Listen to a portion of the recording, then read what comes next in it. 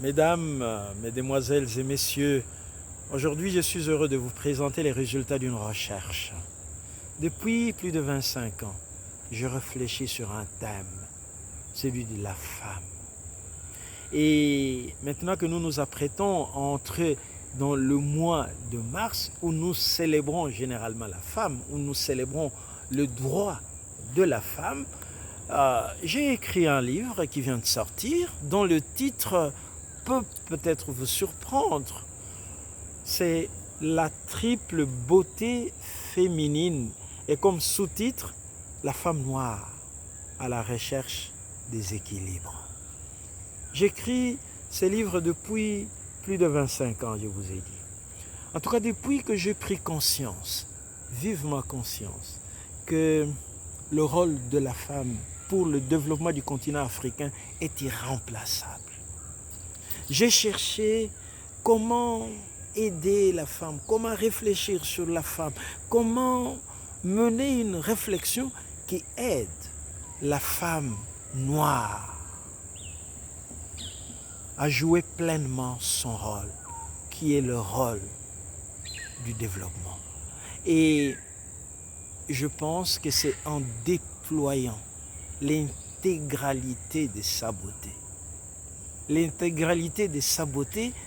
que je décris à travers un concept discutable probablement, mais le concept de la triple beauté féminine. La triple beauté féminine. La triple beauté féminine qui est, si vous voulez, qui est symbolisée par une femme biblique. Et c'est Judith. La beauté physique d'abord. La beauté physique, j'en parle la première, parce que c'est elle qui séduit la première. C'est elle qui est remarquée, la première. Et c'est elle aussi, je dirais, c'est dans l'ordre naturel des choses qui nous quitte la première, la beauté physique. Et Judith, quand elle apprend que les responsables de son peuple ont décidé d'abdiquer, ont décidé de céder à l'ennemi, ils ont appris que le général Holoferne, qui est à la tête d'une armée puissante, est prêt à envahir le peuple d'Israël. Ils ont cédé, mais une femme se lève, et c'est Judith. Et qu'est-ce qu'elle utilise?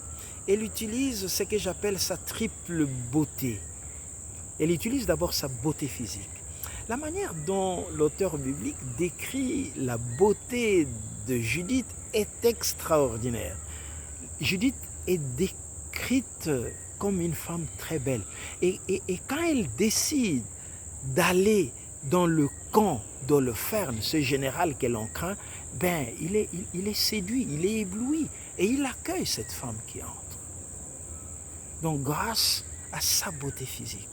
Et quand vous lisez les livres, et quand vous lirez mon livre, et quand vous lisez même les livres de Judith, vous vous rendrez compte comment l'auteur biblique décrit avec détail, avec munitie, cette beauté de Judith.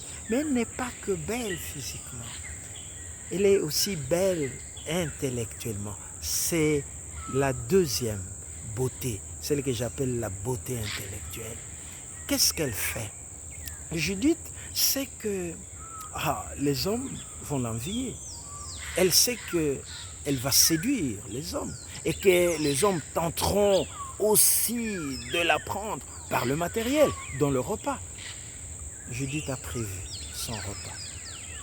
Et quand on l'invite, quand Holoferne organise un banquet et on invite Judith, elle dit que j'ai ma nourriture. J'ai ma nourriture. Mais avec toute l'intelligence nécessaire pour faire comprendre à cet homme que, voilà, tout en le respectant, elle avait sa nourriture. Mais il n'y a pas que ça. Il y a une troisième beauté, celle qui, si vous voulez, sublime, et la beauté physique et la beauté intellectuelle. C'est celle sans laquelle la beauté physique se noie dans des futilités Et la beauté intellectuelle peut être utilisée pour faire du mal, mais c'est la beauté spirituelle, c'est le rapport à son Seigneur.